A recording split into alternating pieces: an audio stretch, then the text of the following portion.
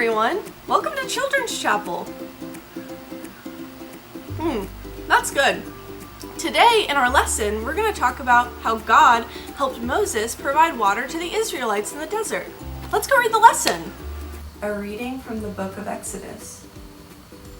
The children of Israel were marching through the desert as God commanded.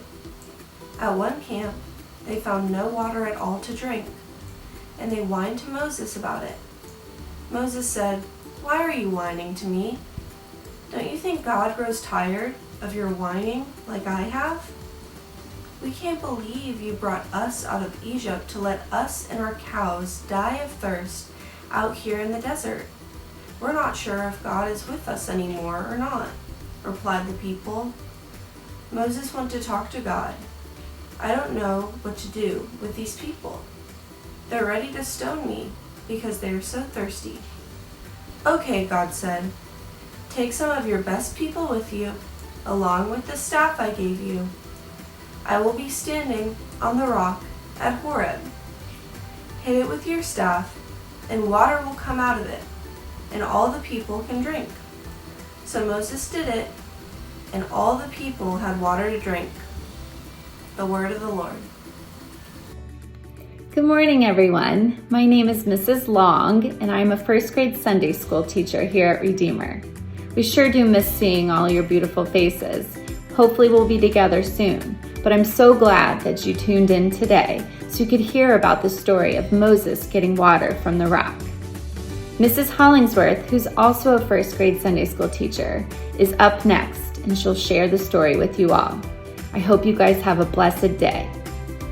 Hi guys, my name is Mrs. Hollingsworth, and along with Mrs. Piazza and Mrs. Long, we will be your first grade Sunday school teachers. We're sorry we can't meet in person right now, but we're glad that we can spend a little bit of time together this morning. The story we're going to talk about today is from a book in the Old Testament of the Bible called Exodus, and the story is called Water and the Rock. The Israelites had been slaves in Egypt. God sent Moses to lead them out of Egypt into a land where they could live together and do well. After they left Egypt, they traveled through the desert and came to a place where there was no water. The people began to quarrel and began to complain to Moses. They felt as if they were going to die of thirst.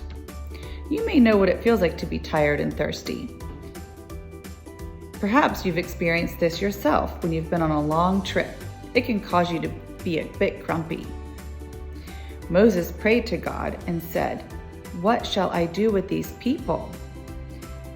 Then God instructed Moses to go to a place called Horeb, find a certain rock, and strike that rock with his rod.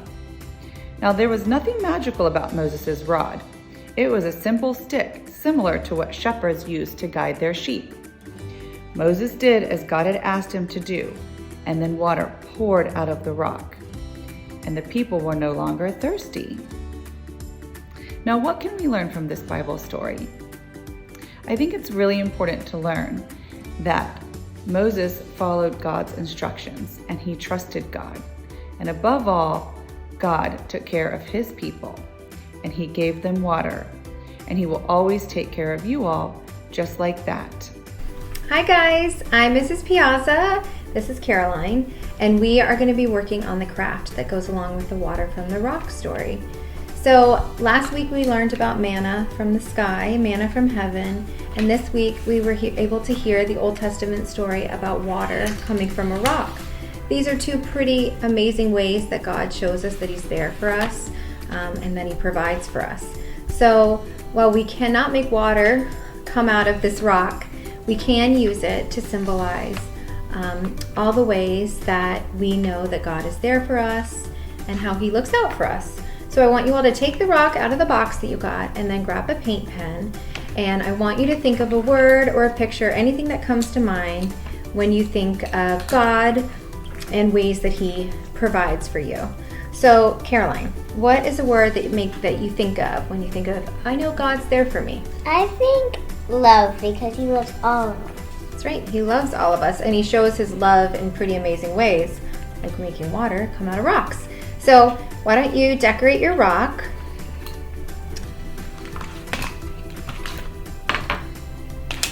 And we made sure that we were not doing it directly on a table. So since it is a paint pen.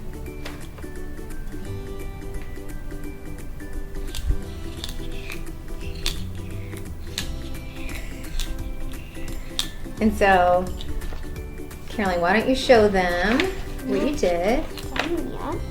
Not done. Go ahead and show them. You can decorate it however you want, and you can leave this rock in the house or you can go hide it somewhere, but anytime you see it, it'll be a great way to remind yourself of the story that we read and also just ways that God provides for us. So I wrote the word love and did a couple hearts, but you can draw a picture on your rock, or you could like paint a background, but we don't.